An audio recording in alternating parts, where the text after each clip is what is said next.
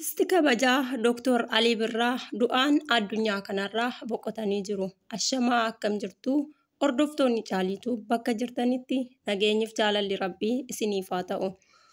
Artisti kabajaa Dr. Alii Birraa galgala kana du'aan akka boqotan himamaa jira. Dr. kabajaa Artist Alii Birraa kan isaan dhalatan naannawaa Dirra Du'aa keessatti yoo ta'u, sirboota isaanii babbareedaa afaan Oromoo, Sumaaliffaa fi Amaariffaaf Affaariffaan akka isaan sirbaa turan ni yaadatama. Alii Birraa baroota jireenya isaanii keessatti aarsaa Oromoodhaaf hedduu kanfalanii kan darbanidha.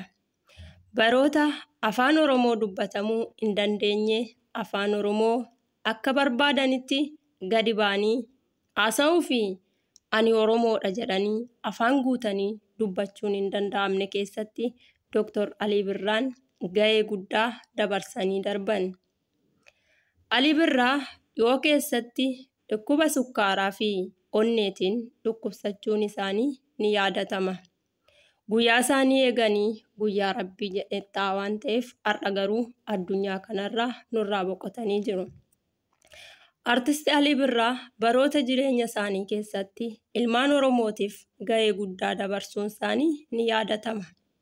Afaan nuti har'a gadi baanee akka barbaannee dubbannee ittiin barreessinee an Oromoodha jennee alaabaa keenya qabannee ittiin falminee deemnu kana bara isaanii keessatti kun hin jirre waan ta'eef isaan garuu bara wayyaanee keessatti Oromummaa isaanii cimsachaa tokkummaa jechuudhaan sirboota isaanii babbareedaa kan nuuf dhiyeessaa turanidha.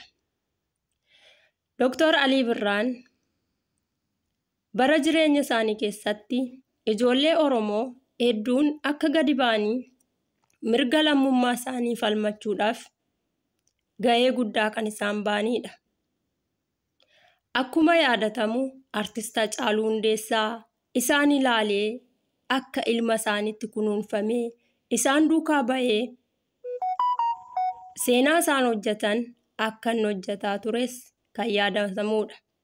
Haa ta'u garuu dacheen kun namoota gaariin tursiiftu mitiire. Ilma isaanis waggoota lamaan duratti fudhatteerti. Har'a immoo isaanis dabalattee jirti. Duuta Artist Alii Birraa of bukkeedhaa isaan dhabuun keenya hedduu nu gaddisiisullee seenaan isaan dhalootaaf ol kaanii darban garuu bara baraan waan nu faana jiraatuuf yoomiyyuu isaan lachanuu nu keessa kan jiraatanidha.